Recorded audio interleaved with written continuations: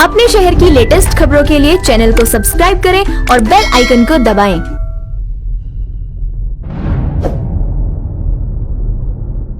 फरीदाबाद में जनसंख्या समाधान फाउंडेशन के द्वारा एक जागरूकता अभियान वार्ड नंबर 24 के निगम पार्षद सोमलता रवि भड़ाना के रोशन नगर कार्यालय पर चलाया गया, जिसमें मुख्य अतिथि के रूप में जनसंख्या समाधान फाउंडेशन के राष्ट्रीय अध्यक्ष अनिल चौधरी, संस्था की संयोजिका बहन ममता सहगल, राष्ट्रीय महासचिव धर्मेंद्र धामा तथा दिल्ली प्रदेश अध्यक्ष गब्बर सिंह चौहान मौजूद रहे। कार्यक्रम में बड़ी तेजी से बढ़ती हुई जनसंख्या को लेकर वहां पर मौजूद तमाम लोगों से विचार विमर्श किया गया। साथ ही 2 चाइल्ड पॉलिसी पर लोगों के सुझाव लिए गए। इस अवसर पर अनिल चौधरी ने लोगों के साथ 8 अगस्त को जंतर मंतर पर 5 कानून की मांग को लेकर रैली के लिए भी मंथन किया। इस मौके पर जनसंख्या समाधान फाउंडेशन से राम बहादुर मिश्रा, शिव मौर्य, मुकेश सक्सेना, अमित ठाकुर, चमन बिधूड़ी, जयप्रकाश बिधूड़ी, सुभाष कश्यप, सुरेश समेत वार्ड 24 के सम्मानित लोग उपस्थित रहे। तो जनसंख्या समाधान फाउंडेशन का एक कदम और आज हम फरीदाबाद में मौजूद हैं वार्ड नंबर 24 में सोमलता रवि भड़ाना के कार्यालय में। आज जनसंख्या समाधान फाउंडेशन के द्वारा एक जागरूकता अभियान चलाया गया है। तो हमारे साथ संस्थापक हैं संस्था के। तो सर, आज का जो आपका मेन क्या मुद्दे रहे हैं, किस तरह आगे लेके चलेंगे हिंदू समाज को, क्या है आगे का प्लान?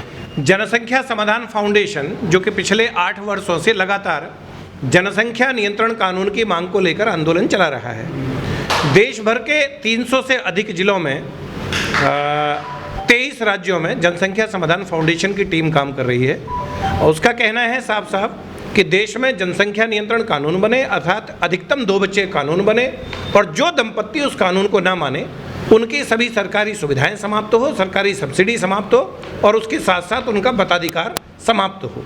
साथ ही साथ अगर वो चौथे बच्चे पे जाएं तो उनको दंपत्ति को 10 वर्ष की सजा का प्रावधान हो, ताकि कोई भी दंपत्ति देश में अधिक बच्चे उत्पन्न करके देश पर लोकतांत्रिक रूप से भी कब्जा करने की ना सोच सके।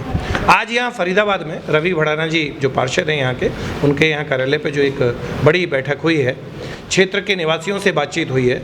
साफ कहना है, अभी उत्तर प्रदेश सरकार, उससे पहले साथ ही साथ असम सरकार और भी कई सरकारों का इस ओर मन बन रहा है और यह सभी लोगों की, देश भर के लोगों की जीत है कि जनसंख्या नियंत्रण पे इस विषय में एक कदम उठाया जा रहा है।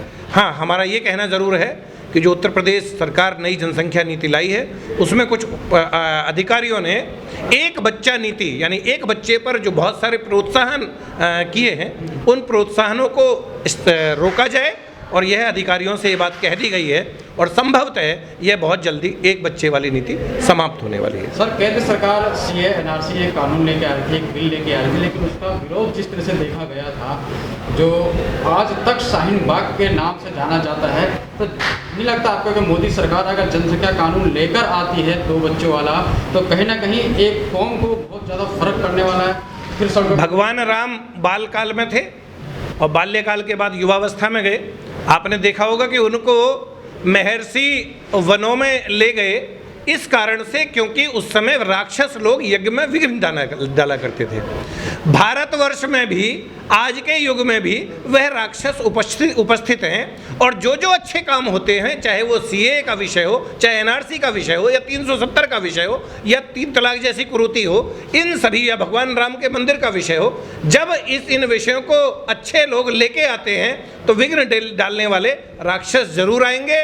पहले भी उनका निराकरण हुआ, उनको परास्त किया गया। आज भी भारतवर्ष का एक बड़ा वर्ग उन्हें विध्वंस करने की ओर अग्रसर है और विध्वंस करने के बाद यह सभी यज्ञ पूरे होंगे, निश्चित रूप से पूरे होंगे।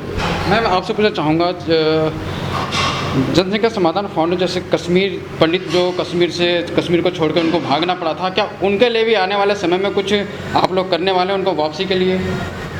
ये विषय सरकार का है और सरकार ही इस विषय को देखेगी। मेरा विषय जनसंख्या नियंत्रण कानून है और विस्थापित मैं कश्मीर से हूँ।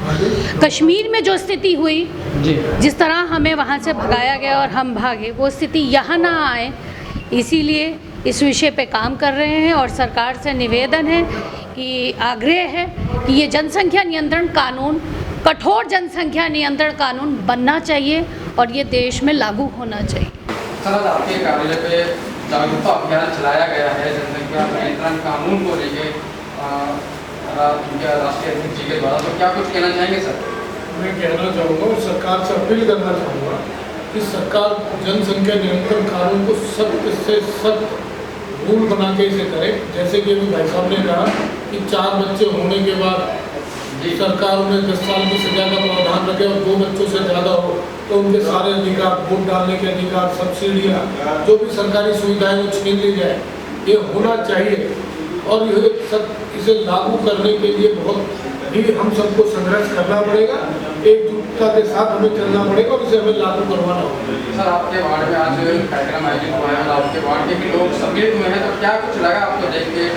मुझे लगा है कि अब हमारे हिंदू भाई जागने लगे, वो सोचने लगे एक शांति प्रिय जाति के लिए, और सोचना पड़ेगा क्योंकि आने वाला टाइम अगर यही स्थिति हमारी रही तो आने वाला टाइम जो शांति प्रिय जाति के लोग हैं वो अशांति का जो काम तो आपको पता ही है फैलाते हैं, लेकिन शांति प्रिय मजबूरी हमें कहनी पड़ती है। विपक्षियाँ कहते हैं कि वो शांति प्रिय जाति है, लेकिन हम उस शांति प्रिय जाति को अगर हिंदुओं की एकजुटता हम नहीं दिखाएंगे तो हम नीचे हमेशा करते रहेंगे। हमें उसके लिए काम कार्य करने पड़ेंगे और जनसंख्या को निरंतर को लागू कराने के लिए सरकार से आज जो अपील हमारी फाउंडेशन 8 साल से लगातार कर रही है, और ऐसा एक तूफान लाना पड़ेगा जैसे मोदी जी को लाने के लिए जन जन मोर्चा लगा था, ऐसे ही जनसंख्या नियंत्रण कानून को लाने के लिए हिंदू समाज के प्रत्येक नागरिक को गली गली पहुंचकर और गली गली जाके अलग जगानी पड़ेगी।